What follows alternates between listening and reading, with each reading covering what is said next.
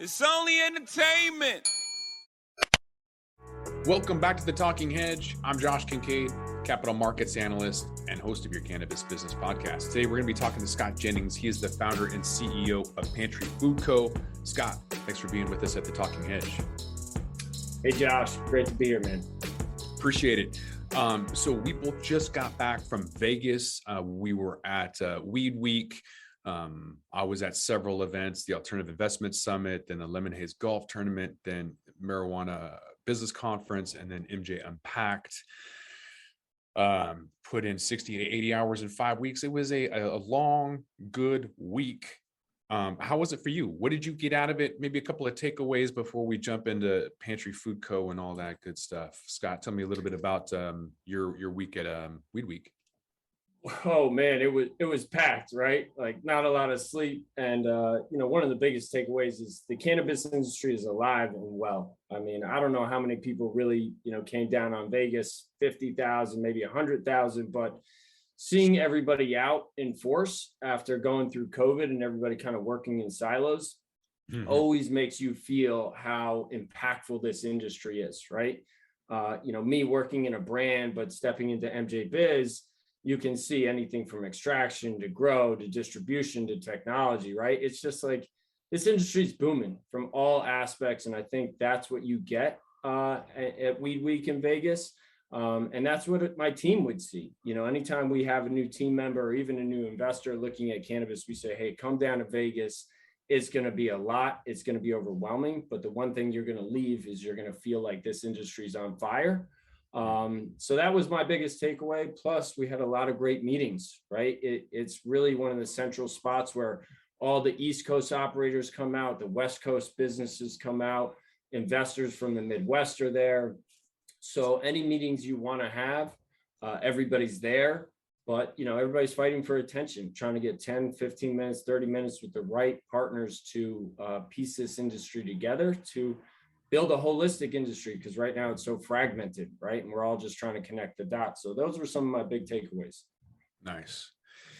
Yeah. I was down there. I met with quite a few people, and I thought I was prepared. I had my chapstick and my sunglasses, but my CBG powder fell over in my pocket, so I just had shoulder surgery, and it was kind of a painful a week. I got through a lot. I did a lot, but I couldn't really go out and grab.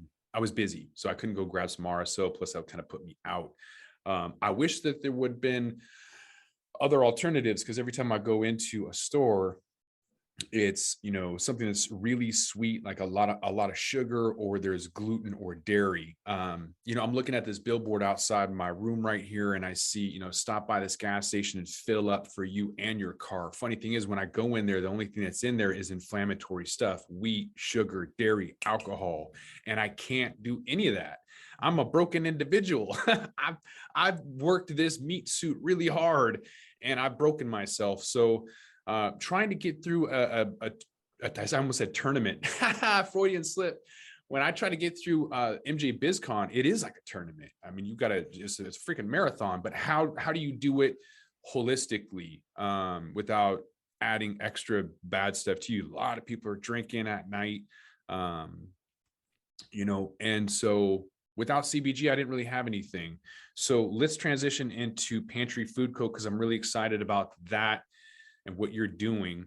Because when I was at the marijuana show season 3 in New Mexico, there was an individual there, an ex-football player, and he was going with the paleo, vegan, dairy-free, gluten-free, edible option, which I missed from the medical days in Seattle in 2016. They all had to go away because there wasn't enough room for it. There wasn't enough margins or profits or whatever. So I'm kind of struggling now, trying to get back on the train with the good cannabinoids. Tell me a little bit about Pantry Food Co., why you decided to go down that path. That I'm excited for you.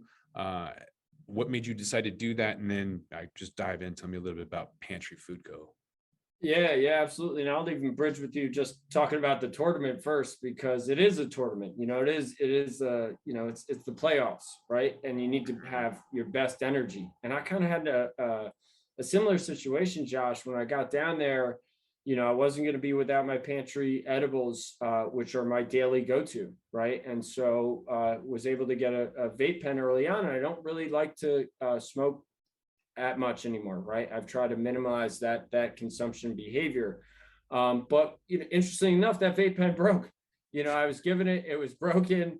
I was like, oh man, I was like, I'm out of luck, right? I'm out of my the fuel I need that keeps me balanced, right? And I would say the alcohol, it's a real craft to avoid the booze, right? A soda water with a lime in it, passed off as a tequila soda, can go a long way at some of these events. But I can relate to you. It's a marathon down there, and you need to be your best self, right? And I think that's a good segue into Pantry, because as I got older, Josh, I was like, cool, I want the most out of life. I want to build a resume that I'm proud of at the end of my days. And we know that certain things like booze can drag us down, right? And when you're not getting enough sleep, it can drag us down. And then when we have inflammation going on in our body, or we're not getting enough nutrients, we're not going to feel as good as we can to take advantage of the opportunities in front of us, right? And cannabis and Weed Week is a huge opportunity. So, when I looked at cannabis, I looked at it for my personal consumption behavior, and I said, geez, if I wanted something healthier, right? If I didn't want to whip out a joint at a meeting or smell like smoke, or I wanted to, consume in a healthier medium to preserve my lung capacity, when I saw edibles come on the scene down here, it was mostly candy, right? To your point, like that gas station says fuel up your body, but really they're actually selling you empty calories and things that will hurt your body. So it's the opposite of fuel. It's degrading your body from inside. And a lot of people, especially in my social circles, call it poison.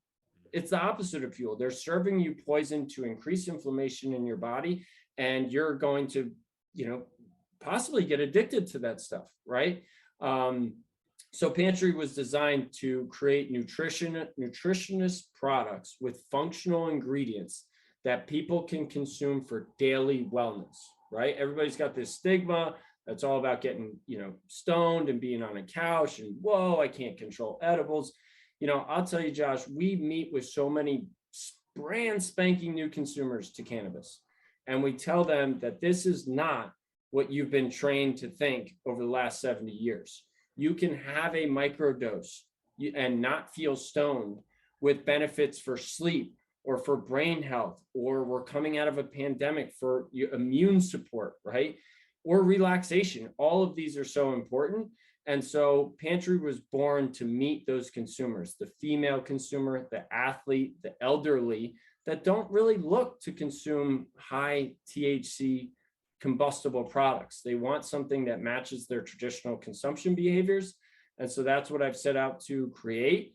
And to your knowledge, that's not the biggest space in the industry right now. And you do get squeezed, and you do get pressure put on you, because a lot of people are peddling candy and are peddling, high THC combustible products. And I'm a small segment over here saying, hello, don't forget about all the consumers that, followed a journey that's considered know better, do better, and they're looking for healthier alternatives. That's a growing segment in the market, and that's a strong loyalty segment. So Pantry's leaning into that, and we're seeing that with our customers, but, we're early. And so we continue to carve out our space, but, we're going where the puck is, not where the puck, currently, where the puck's going, not where it is. When I was at MJ Unpacked at the Mandalay Bay last week, I noticed that when I was talking with a couple of gals that started a company called Hello Again Products, they went back to a dispensary. They tried it in college, whatever. Their kids graduated, and they're like, oh, let's go try this out. And then all of these 2,000 SKUs, they're like, whoa, really easy to narrow it down once you say, okay, I don't want to do sugar. I don't want to do dairy, or I don't want to do wheat or whatever. Once you kind of narrow it down, it's pretty obvious that there's not a whole lot of options there. The gals I met with this Hello Again product, they have a specific formula that works for menopause, and it was a suppository. Not the preferred method for me, I wouldn't want to use a suppository, although I have heard it's a performance enhancing drug. Long story short, the guy with Edibles Magazine took a suppository and then was called to a bowling tournament last minute, and he bowled like a near perfect game or whatever. Wow. So he was like, "Yeah, suppositories are the way to go if you're going to go bowling." But with people who are going back to the dispensary and they're looking at it and going, okay, I don't want a gas station option of just, candy flavored chocolate. This isn't even like real chocolate, right? So it's not, I noticed you have like dark chocolate. You got like real cacao. You have real ingredients instead of candy flavored ingredients. So once people understand that, what about the push for accurate dosing and nano and not overdosing? You mentioned microdosing is one way of preventing that. But for the rest of us who want like 100 milligrams, we try it and then 30, 40 minutes later, it doesn't work. And we take another dose and then you're like, oh my God, this heart palpitation, I'm going to die. Do nano emulsion, is that going to prevent overdoses or is it going to make it worse? Yeah, I mean, it's a dosage is such a great discussion, right? And we come from a world where it's a one size fits all. Everybody takes 2 Advil. It doesn't matter if you're 400 pounds or you're 50 pounds, right? And so, we really try to go to this from a customized approach, right? Because it's easy to say, okay, this is the one size fits all, but the truth is everybody's going to react different, and we're trying to lean into that, right? So some consumers really do prefer 2.5 to 1 milligrams, and they should start there. Heavier consumers may need that 100 to 200 milligrams, but no matter if you're in nano or microdosing, you have to wait the accurate time. Where nano comes in, which is usually a faster onset, you'll be able to tell more specifically, okay, it's been 15 minutes. This is where I'm at. Do I need another dose or not? When you take a microdose that's not, fast onset, you may wait 45 to an hour and say, okay, is this where I need to be? Regardless, I think not even just in cannabis, we need to become more in tune with our body. I mean, how many of us are halfway through a sub and we're probably full, and then people continue to eat the rest of it, right? So it's like slowing down, it's coming more in tune with your body. And, some consumers like, I just want you to tell me what to do.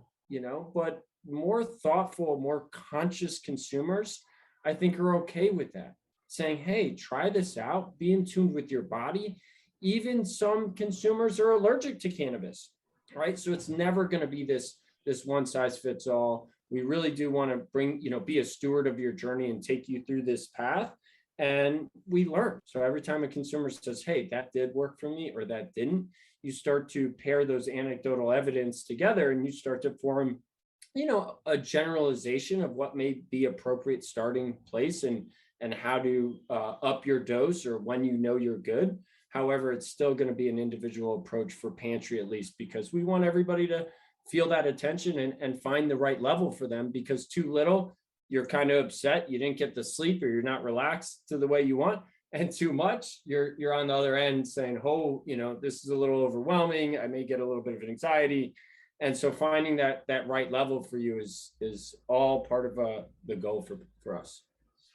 Yeah, like you mentioned, there's a lot of people who need to find the right fit, because when I smoke, sometimes I find that my nose clogs up. I think that's a natural way for the body to be like, okay, we don't want to inhale this, whatever you're doing, stop. Cannabinoid hyperemesis syndrome is when people will vomit from it. Their bodies are just probably, their endocannabinoid systems may be so dry that when you introduce cannabinoids, it's too much for them. And so they find that hot showers kind of fix that. But with a lot of the empty calories in people's diets, it might just be dehydration. People are probably incredibly dehydrated. We're not doctors, obviously, but we do see the need for, treating your temple better. Most people don't treat their body like a temple at all. They treat it like a garbage disposal. And so they do need to be told what to do. And to that point, just to jump in there, just like your nose closes up, a lot of people don't think of the vehicle your cannabinoids are being carried in.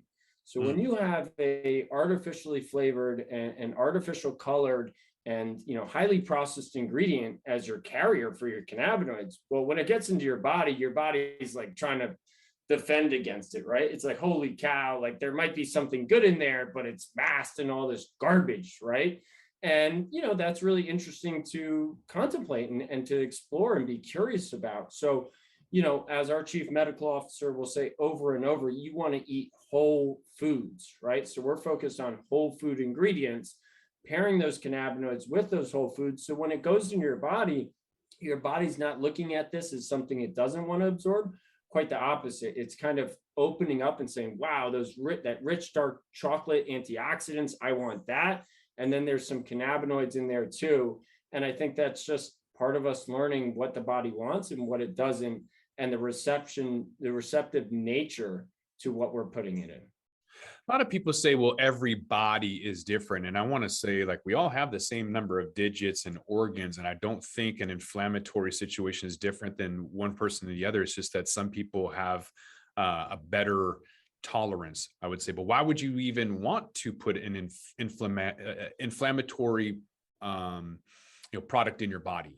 So when you're talking about whole foods, what you mean is like a whole, like Thanksgiving, a whole thing of meat, a whole thing of vegetables, not processed. Basically, if you have to open a box, it's probably processed food. So if people don't understand that, it's actually quite simple. For me personally, I always advise people to try and get rid of carbs. That means sugar as well. That means pasta. If you really like pasta, use some zucchinis and make noodles with it. That's the easiest transition. After about 30 days of doing that, try to remove dairy, obviously remove alcohol. And so once you remove wheat, dairy, sugar, alcohol, your body is going to love the fats that you craved yourself. This isn't the 80s, people. Just don't starve yourself with salt and fat anymore. Like just take it. Just take it. It's good for you, and your body will melt the fat off. The sugar during the pandemic, I gained 20 pounds. My wife loves sweets, and I have no willpower. I mean, that's my thing. I'm a crack addict when it comes to sugar. I know that I can't have it. Out of sight, out of mind is the best thing for me. So for other people, when I've seen that alcohol and the sugar during the pandemic increase their waistlines, it's not easy. It is, you said they could be addictive. I'm saying they're definitely addictive. No. This is engineered to be addictive. It really is, right? And people don't think about that enough. And something we've been kicking around a lot is that natural flavors ingredient that's on everything, right? And you start to realize that natural flavors is this hidden ingredient that's really supposed to help a brand, protect their proprietary formulation in the ingredients, right? But within that, it could be sugar, right? It could be an addictive chemical that was cooked up in a lab. We don't really know, right? But if you go back to a layman's test, I can't have one chip. It's kind of like what you say about sugar. It's so hard to just have a little bit because your mouth is exploding, saying, I want more, I want more, I want more. And I think that, I'm the same way, out of sight, out of mind, because if it's around and you say just one, then you're really messing with chemicals and really what's going on with your taste buds and that chemical reaction to really needing more that's overpowering your willpower to say, you know what, I'm good. And, the thing is, Josh, I think we're seeing this transition is happening. I think we all wanted to see it sooner. But, from McDonald's adding a salad to the menu to large CPG companies adding these vegan paleo brands, they're acquiring them. Consumers are following this journey, know better, do better. And I don't think that's going to, be the toothpaste that goes back in the tube, right? I'm going to raise my kids to know better about what they put in their body. I already know you are.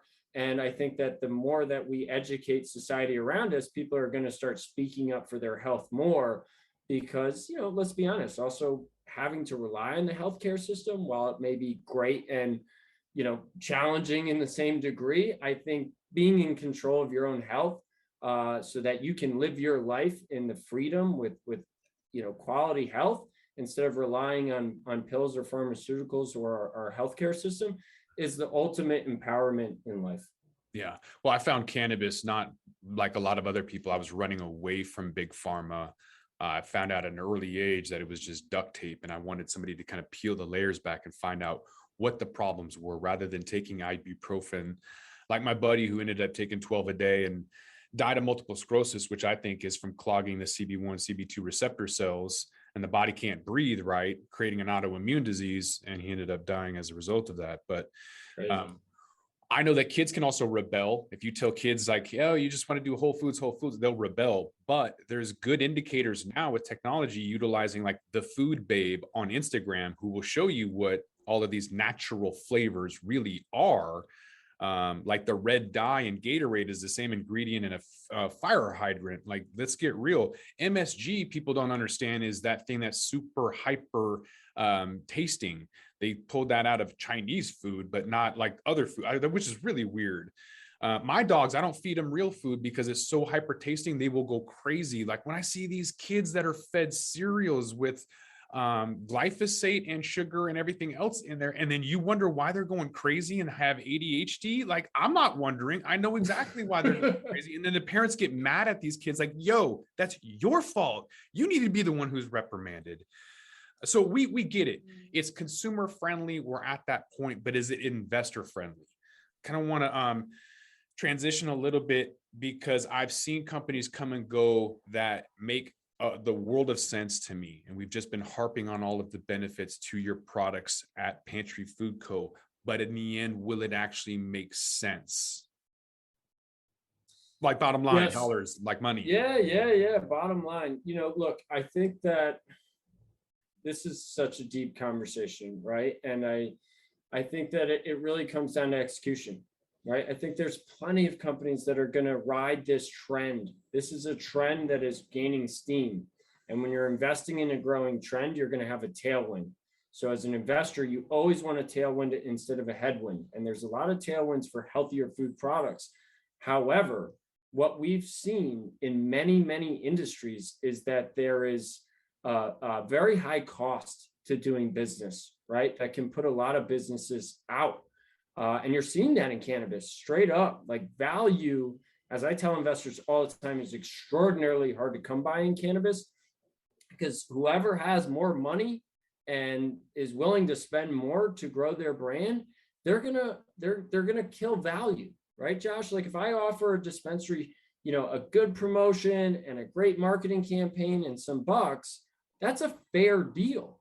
However, this candy company right next in line to me, they'd be like, here's 20 grand and a bunch of free product, and we'll take your team, out to dinner or fly you to Colombia or something, right? So value is really hard to come by. And I think that's one of the, aspects that I lean on in my history. Coming from 10 years on Wall Street, I'm not just coming at this as a consumer that desires and appreciates healthier products. I'm coming at this as an investor, right? I'm coming at this looking for value for myself and for investors. And when we unpack this category in many different point of views, I think you'll see a much better return.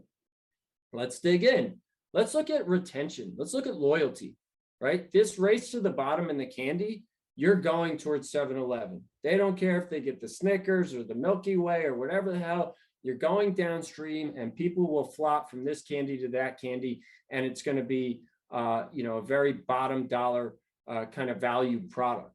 What we're doing is leaning into education, because if you can convert a consumer by education and telling them that this product will help them, right? They're not only willing to pay more for it, but they're more loyal, right? Because that is a product that they have now put into their daily routine that helps them in a certain way, either on a nutritional or a functional benefit. And that's a much more loyal customer. However, that's not, the only aspect that you have to start to look into. I've been saying something very specific here in California, which I'm not sure if you've heard of, but, essentially when they did this rollout and they allowed every city and every municipality to decide on retail, you've essentially, made the retail rollout very difficult, because it's very fragmented. It's relying on every city and municipality to, either onboard or not.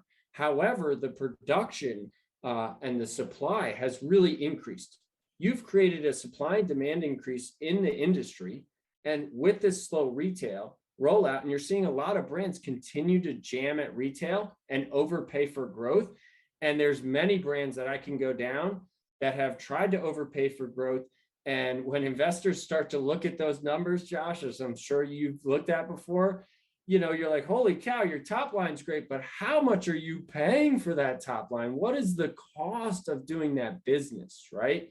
And so that's something I've really prided myself with Pantry. I said, look, I'm here to grow the business, but I'm here to do it in a responsible and value way, right? I'm not going to overpay for growth. There's no point in getting a 20-year-old who doesn't care about what they put in their body to enjoy Pantry. There's just no point. They're going to have Pantry today because it's discounted, and then they'll go to a different brand and a different brand, right? So we're swimming upstream. It's been said amongst a lot of brands and a lot of people in cannabis that a lot of people focus on as a brand, you focus on your distro as your client or as your retailer as your client. Those are not my clients. My client is the end consumer, and we're building out a direct relationship with the end consumer, which will make our brand more defensible. Because it's also said that if you sell on Amazon, you don't own the customer. You're leasing out your revenue. So if you sell to dispensaries or big, e-commerce platforms, you don't own that traffic. And the second they want to kick you off and potentially launch a competitive product, you're going to lose those customers. You're going to lose that revenue. And I think that not only do you have to be in the right category with the right products, you better have the right strategy, because there already is a lot of blood in cannabis, and there's going to be a lot more blood.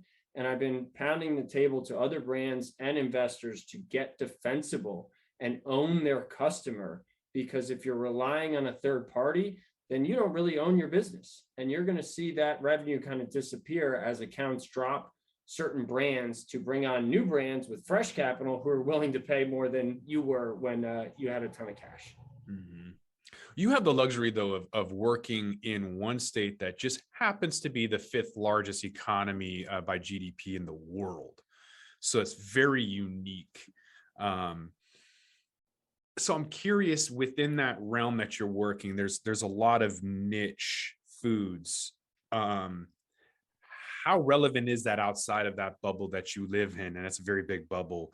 California always leads a lot. They're a trendsetter, they're a trailblazer, they're a bellwether, they're harbinger. With cultivars, whatever becomes popular, Colorado picks it up a couple quarters later, and then Washington gets it after that. Automotive regulations, same thing. California leads in a lot of ways, but with their niche food, when I was in Vegas, I couldn't find anything gluten-free, nothing gluten-free.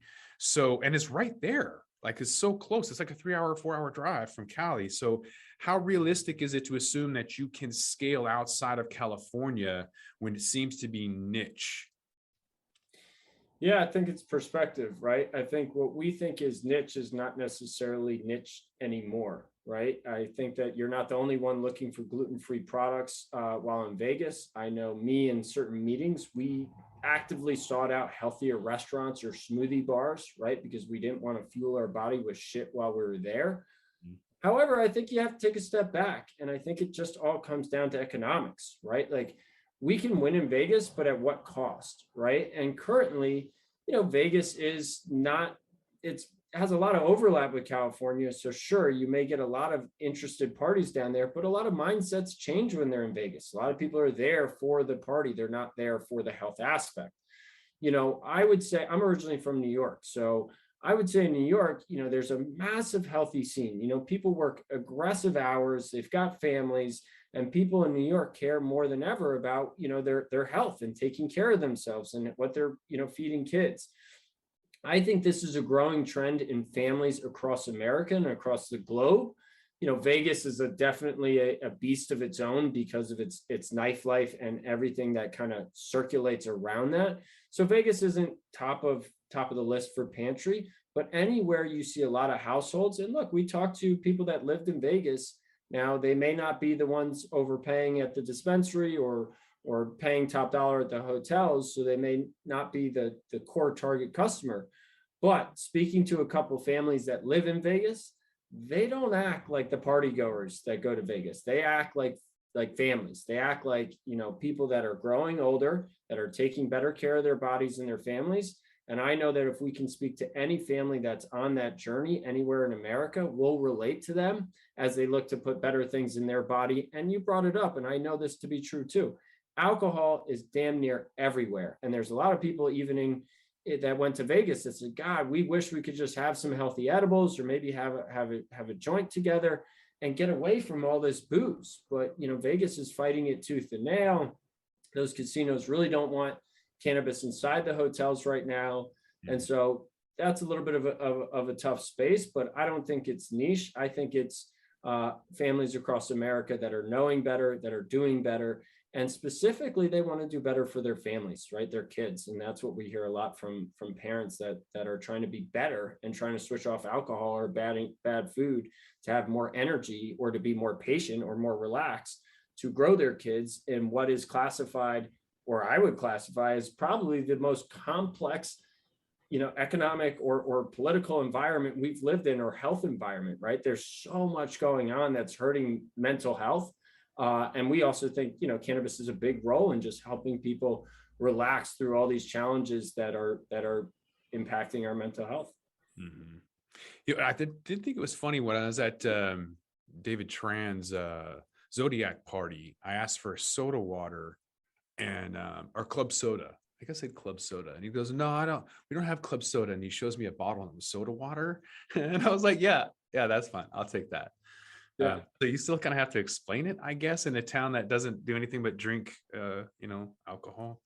But there's a growing demand of this, Josh. I bet if you threw an event that was like no booze, right, and it had a different spin on it, I think you'd get a great showing out of Vegas. There's a lot of people that are whispering, that are either they're whispering. Not a lot of people are vocal about, no, I don't really drink, but the smarter people in the room, you'll see them not drinking or having that soda water, because people know, it's not only going to be detrimental to your energy and your meetings the next day, we're learning more and more about it just ripping up your gut health, right? So how many reasons do you need to understand that, hey, this is not probably the best way to be handling your health while you're in the playoffs? Yeah, I know a lot of people who have moved from the West Coast, Seattle specifically, to Vegas, and they have, secret sessions, and a lot of them don't drink at all, and they don't have a problem with that at all. But they do it amongst themselves, kind of like a little community, whatever. So if you're having to go out and educate people to sell your products, I find that incredibly challenging. So how do you do that, and do brands matter? Isn't it still the highest THC at the lowest price point?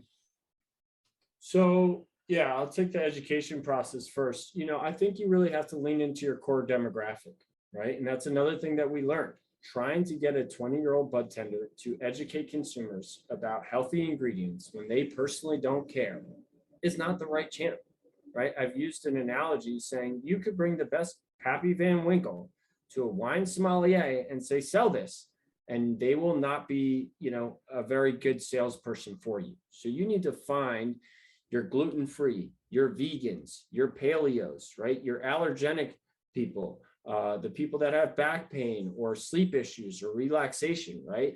And you want to reach out to them and you want to educate them directly, right? So we know when we educate these people directly, not only do they have such a high positive feedback about what we're educating them on, they then turn around, which I have done in my own life, which I'm sure, Josh, you'd relate to, and you end up being a salesperson, right? Because you're like, this product has helped me. It's amazing. It's got all these benefits for it. You should try it. You should try it. I've done that with yoga studios. I used to do it with RX Bar. I did it with gyms. And so that's one of the things we're going to continue to lean into. And we're going to lean into our best customers actually turning into salespeople for us, right? Because all of this business that I've driven for other businesses and not gotten paid for over the years, sure, I was glad to do it because I love the product or I love the gym or the service. However, times are evolving. And one of the greatest entrepreneurs and somebody I definitely look up to is Elon Musk. And a guy with little marketing and little spend, and sure, he's got a big, following and a big platform. He does a referral business, right? So people get the car, if they really like it and they refer somebody else, and they use your referral code, you get free supercharging, right? I think that's a great way to incentivize your strong followers to participate even more with the brand. right? So that's one of the big keys there on how we educate and how we convert. And then the loyalty around that conversion is very, very strong. On do brands matter? I think brands absolutely matter. But I would say, again, leaning more to capital markets, I see this question a lot on LinkedIn, like, do brands matter? Do brands matter? Brands matter, but probably more than what brands matter is staying in business, right? So a lot of people think, oh, my brand matters and it's the best. Look, you run out of money and you're not on the shelf, the consumer most likely moves on, right? Convenience is so critical. If I'm looking for something at the store and they didn't have the Nikes, I'll buy the Reeboks, right? Like, people are looking for convenience more than ever. Time is our most precious asset. And I think to build a brand, you need to be here for the long haul, right? It's not a get rich quick, let's build a brand and exit. We've seen many, not to be named, whether it be a big MSO or a brand, try to just say, hey, look, we built a brand, look at all this hype, right? But it's built on stencils and hot air. And it comes crashing down after they exit, and then the prices get reverted down because they thought they built a brand, but really it was high octane built on very flimsy sales, not repeat customers. So to me, what I talk about is like, hey, we're going to do responsible growth. We're going to be around for a long time. If you know the story about Nike or maybe Pepsi, in their first years, they sold a dozen units, a couple dozen units, right? It's not about building a brand overnight. It's about building that connection with the customer over a long period of time, building that trust and that loyalty. And I think through those metrics, you're going to really build a brand. However, I always tell people we are in an environment that people want to get sales as fast as possible. I don't think you're really building a brand. You're just trying to sell to anybody who will buy your product with the strongest discount. That's not a loyal customer. That's somebody that will give you a sale today, be gone tomorrow.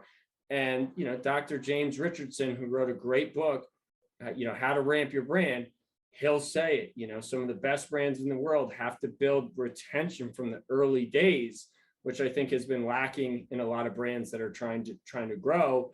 And so I come at this from an angle that I think a lot of people don't, from a financial perspective, and saying, look, yeah, you want to have top line sales. Yeah, you want to have access everywhere, but you need to stay in the game to build that brand over the long haul. And I think a lot of brands are just trying to, hit that high octane, hit that exit window. And I just think there's so much risk in that. And that's, not the appropriate way to build a brand. Right. We have a different perspective, a very unique approach coming from Wall Street, where we can see Aurora and Canopy writing off $1 billion and $3 billion from malinvestment.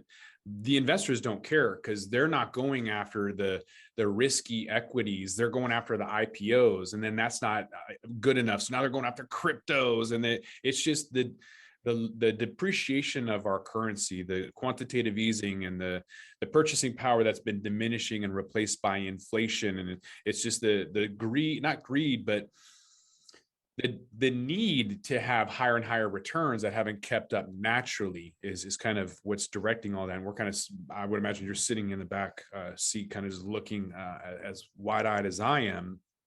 And one of the things that's kind of been transitioning is through the pandemic is online sales. So that's been kind of having direct sales, and yet you have $25 million being traded for a license in Phoenix. So I'm curious to see from your financial Wall Street perspective, circumnavigating these massively expensive licenses seem like a phenomenal investment opportunity. It also seems like it's going to piss off a lot of people. What's your take? Damn, Josh, I feel like you're in my head. I mean, retail's been, when you're on Wall Street, look, retail's been struggling for years, right? It's no secret. And you're seeing huge money going to retail.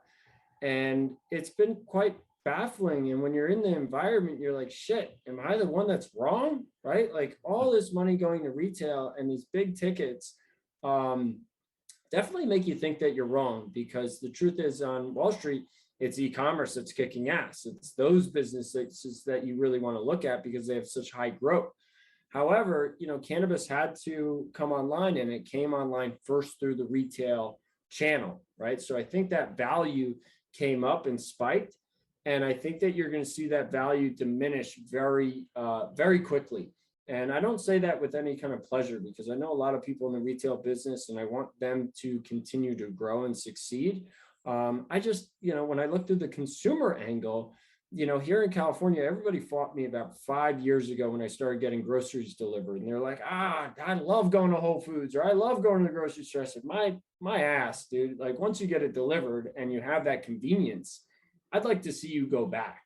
And once people get time back, it's arguably very hard for them to go back. Nobody got a smartphone and went back to a BlackBerry, maybe a few, but not in a general majority, right? So, I've been working on something really important to launch a new marketplace in California.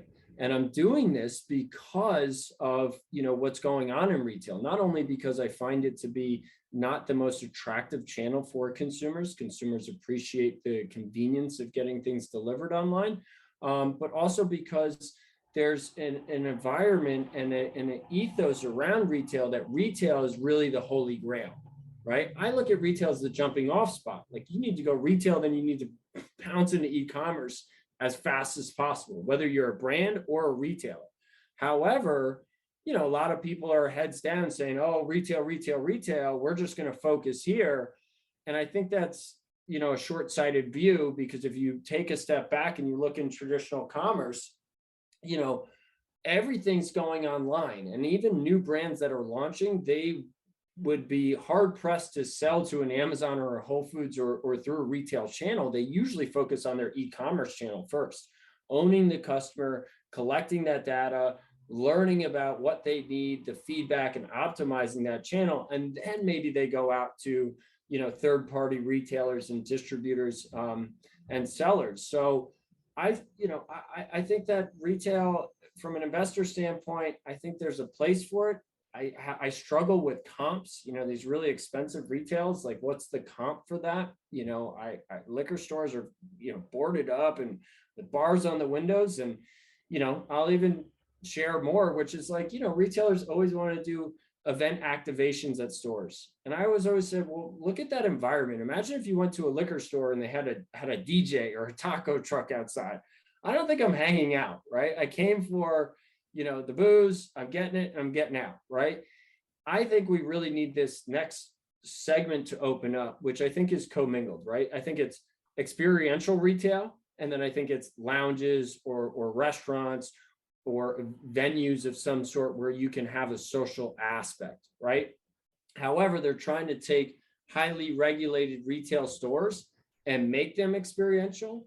And when you put on your investor cap, that anytime you're swimming into such strong headwinds or flying into such strong headwinds, which are the restrictions around retail, trying to make that experiential, your value is going to go down, right? And it's also not what the consumer's used to. They're not used to hanging out at Ralph Lauren or J. Crew, or the liquor store. Retail is meant they go in, they look at products, and they get out, right? So I think that retail is here.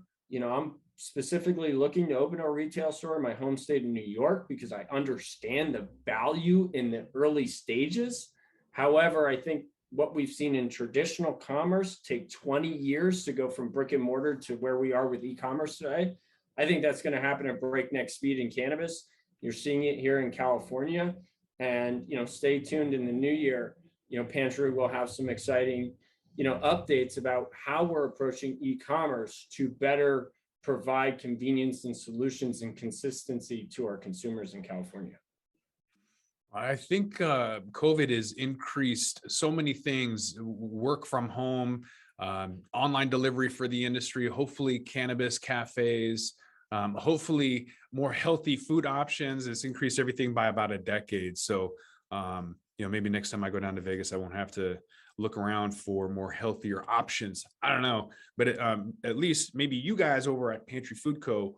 will be scaling, expanding. Hopefully see you guys on the West Coast. Are you guys actively looking for strategic partners in other states to kind of expand or license your SOPs? Yeah, I think that's one of the biggest takeaways out of MJ Biz or Weed Week. We're in Colorado, Canada, and California, and we're getting strong looks across the nation.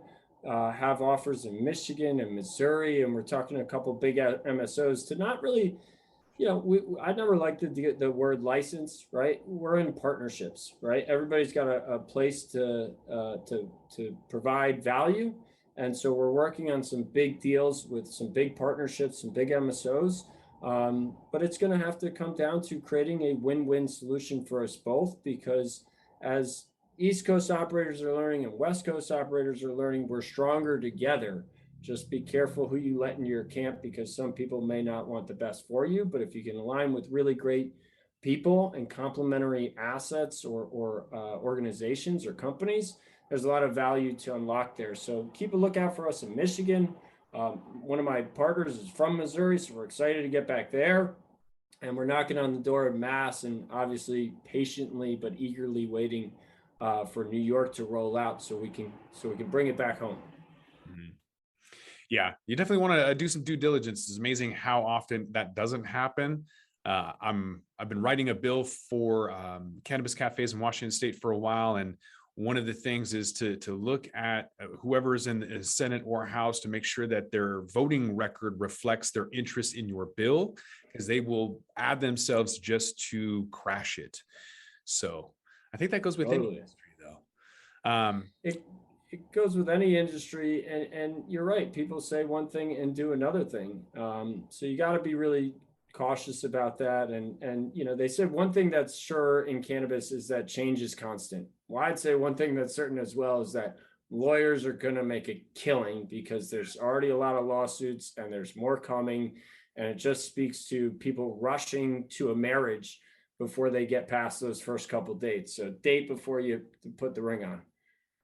Yeah, I've seen people spend six figures thinking that a lawyer was a business development person and just having them write contracts that went nowhere. And I was thinking, man, I should have passed the law, the bar, because that would have been a lot easier than doing advising and consulting and business development. Just be a lawyer and then just take money and do nothing. It'd be great. You get the bill for an email. Yeah. All right, Scott, where can they find you at? Where are you at? Social media, website, all that good stuff. Yeah, go to our website, pantryfoodco.com. We put a lot of information up there. If you're a new consumer, we've got a dosage calculator that can take you through what appropriate dose might be for you. We've got a lot of information on our blog. We really pride on leading with education on our website, and you can navigate everything from there. If you need to reach out to me, I'm at scott@pantryfoodco.com. And Josh, man, appreciate you having me on. This great chat. Appreciate it, Scott. I'm Josh Kincaid. This is The Talking Hedge. Don't forget to like, share, and subscribe, or don't. And I'm out. With that, we're going to roll this one up. I'm Josh Kincaid. This is The Talking Hedge. Don't forget to like, share, and subscribe, or don't. And I'm out. Don't forget to smash that like button on your way out and check out these other videos that we've got.